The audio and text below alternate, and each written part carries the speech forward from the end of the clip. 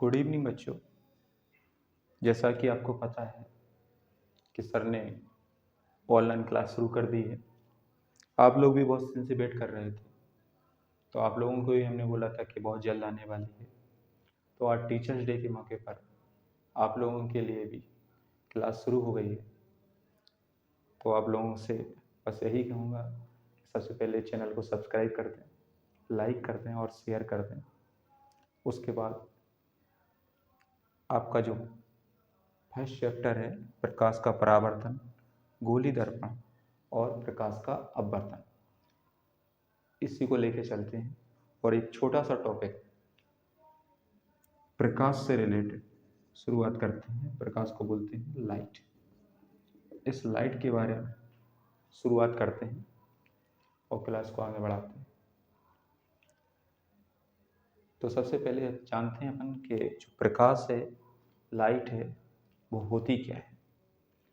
तो प्रकाश होती है एक प्रकार की एनर्जी।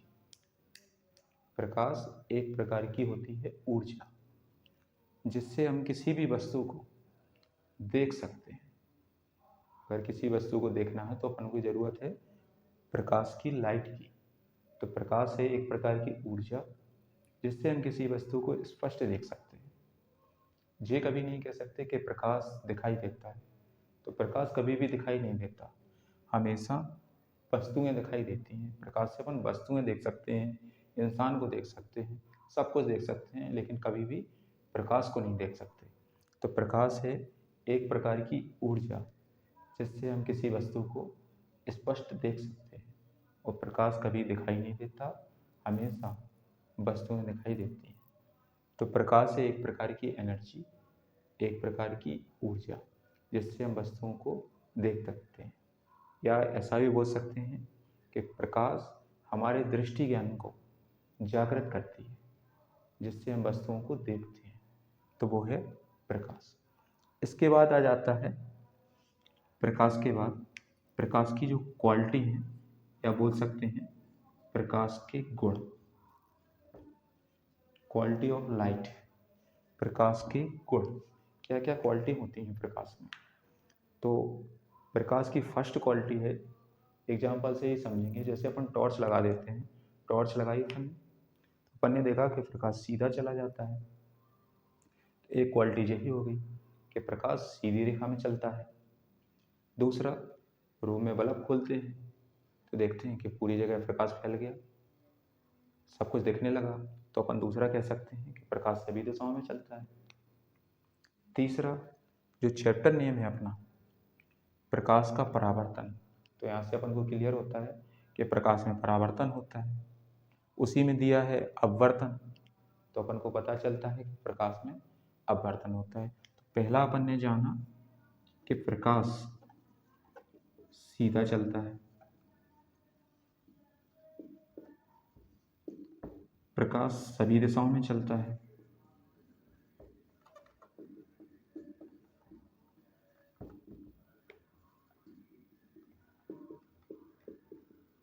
थर्ड क्वालिटी जानी अपन ने कि प्रकाश में परावर्तन होता है। अगला जाना प्रकाश में अपवर्तन होता है। अब प्रकाश के बारे में एक वैज्ञानिक आए, रोमर नाम है वैज्ञानिक का, रोमर। उन्होंने देखा कि प्रकाश है जो इसकी स्पीड क्या होती है। तो उन्होंने ज्ञात किया था सबसे पहले कि जो प्रकाश की चाल है वो होती है 3 × 10⁸ मीटर प्रति सेकेंड। वायु या निर्वात में जब भी आपसे पूछा जाए कि प्रकाश की चाल क्या होती है या स्पीड क्या होती है, तो आप बोल दो 3 × 10⁸ मीटर प्रति सेकेंड होती है।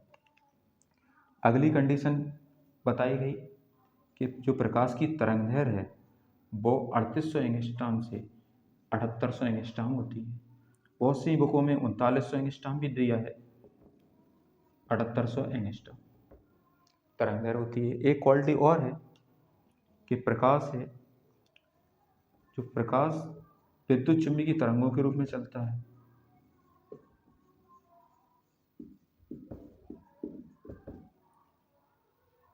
तो सब अपन ने जाना कि प्रकाश क्या है, एक प्रकार की ऊर्जा, जिससे हम किसी वस्तु को स्पष्ट देख सकते हैं। और प्रकाश कभी भी नहीं दिखता, हमेशा दिखती हैं वस्तुएं। फिर पढ़े अपने प्रकाश के गुण कि प्रकाश सीधी रेखा में चलता है, टॉर्च से देखा, बल्ब से देखा कि सभी दिशाओं में चलता है। प्रकाश परावर्तन होता है, टॉपिक नेम से जाना। अपवर्तन होता है, वैज्ञानिक रोमर आए, उन्होंने बताया कि प्रकाश की चाल 3 × 10⁸ मीटर प्रति सेकंड होती है।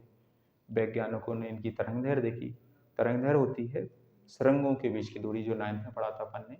तो तरंगें जा रही हैं, सुरंग गर्त, उनके बीच की दूरी कहलाती है तरंग-दैर्घ्य।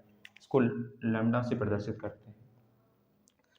तो वैज्ञानिकों ने इनकी तरंग-दैर्घ्य निकाली कि 3800 से 7800, 3900 से 7800, अलग अलग बुकों में अलग अलग तरीके से दिया गया है। और प्रकाश तरंगों के रूप में चलता है, विद्युत चुम्बकीय तरंगों के रूप में चलता है। तो प्रकाश है एक प्रकार की ऊर्जा, जिससे हम किसी वस्तु को स्पष्ट देखते हैं। और प्रकाश कभी नहीं दिखता, हमेशा वस्तुएं दिखती हैं। इसके बाद इसी टॉपिक में आ जाती हैं 2 प्रकार की वस्तुएं होती हैं। एक बोलते हैं दीप्त और दूसरी होती हैं अदीप्त। तो दीप्त वस्तुएं क्या होती हैं और अदीप्त। जैसा नाम है उनका, दीप्त, उजाला हो जाना, मतलब वे वस्तुएं जो स्वयं प्रकाश उत्पन्न करते हैं, जिनसे उस प्रकाश उत्पन्न हो जाए, उन्हें बोलेंगे दीप्त या प्रदीप्त। दूसरा नाम है प्रदीप्त वस्तुएं या दीप्त वस्तुएं। वे वस्तुएं जो स्वयं प्रकाश उत्पन्न करती हैं, उन्हें बोलते हैं दीप्त वस्तुएं। और वे वस्तुएं जो प्रकाश उत्पन्न नहीं करती, उन्हें बोलते हैं अपन अदीप्त या अप्रदीप्त वस्तुएं। तो दीप्त वस्तुएं कौन हो जाएंगी? जो प्रकाश उत्पन्न करें। जैसे सूर्य प्रकाश उत्पन्न कर देता है, टॉर्च कर देती है, लैंप कर देती है, बल्ब कर देता है। तो ये सब क्या है? दीप्त वस्तुएं। अदीप्त वस्तुएं क्या हो जाती हैं? जो प्रकाश उत्पन्न ना करें। जैसे चंद्रमा प्रकाश उत्पन्न नहीं करता। बोर्ड है, मार्कर है, ये सब क्या है? अदीप्त वस्तुएं। इसके बाद चैप्टर में आगे आ जाता है जो प्रकाश चल रहा है, तो उसी का आ जाता है माध्यम, प्रकाशिक माध्यम। तो प्रकाशिक माध्यम क्या होता है? प्रकाशिक माध्यम मतलब होता है, माध्यम मतलब होता है स्थान। तो जो प्रकाश का स्थान होगा उसे बोलेंगे प्रकाशिक माध्यम। हाँ, मतलब कैसे समझ में आएगा? प्रकाश जिन स्थानों से गुजरे, गमन करे, चले, वो सब क्या है? प्रकाशिक माध्यम। वह माध्यम जिसमें प्रकाश गमन करता है, चलता है, उसे बोलेंगे अपन प्रकाशिक माध्यम। इसके बाद आ जाता है जो प्रकाशिक माध्यम है, ये 3 टाइप का होता है। फर्स्ट होता है पारदर्शी, सेकंड होता है अपारदर्शी, और थर्ड होता है पारभासक। तो पारदर्शी क्या होता है?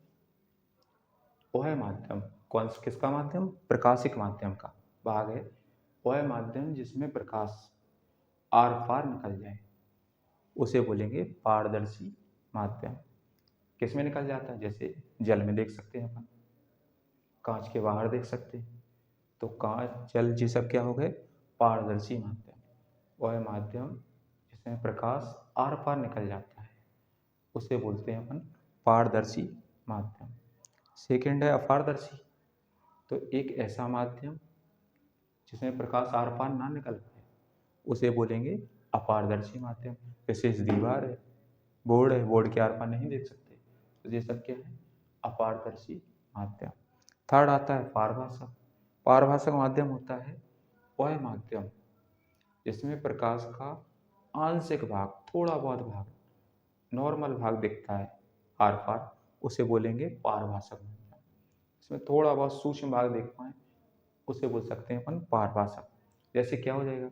जैसे गंदा जल, घिसा हुआ कांच को घिस दो, उसमें भद्दा सा हो जाएगा, पूरा नहीं दिख सकता है आर पार, तो उसे बोलेंगे पारभासक। कागज है, उसमें तेल लग गया, तेल लगा हुआ कागज भी क्या होता है? पारभासक माध्यम। तो प्रकाश है एक प्रकार की ऊर्जा, जिससे हम किसी वस्तु को स्पष्ट देख सकते हैं। और प्रकाश कभी दिखता नहीं है, हमेशा वस्तुएं दिखती हैं। इसके गुण हैं, सीधी रेखा में चलता है, सभी दिशाओं में चलता है, परावर्तन होता है, अपवर्तन होता है, वायु या निर्वात में चाल 3×10⁸ मीटर प्रति सेकंड होती है। तरंग दर 3800 से 7800 होती है। प्रकाश तरंगों के रूप में चलता है। जहाँ से प्रकाश उत्पन्न हो जाए उन वस्तुओं को दीप्त वस्तुएं बोलेंगे। प्रकाश उत्पन्न ना हो उन्हें अदीप्त वस्तुएं बोलेंगे। जिन स्थानों से प्रकाश गुजर जाए उन्हें प्रकाशिक माध्यम कहेंगे। ये 3 प्रकार का होगा, पारदर्शी, अपारदर्शी, पारभाषक।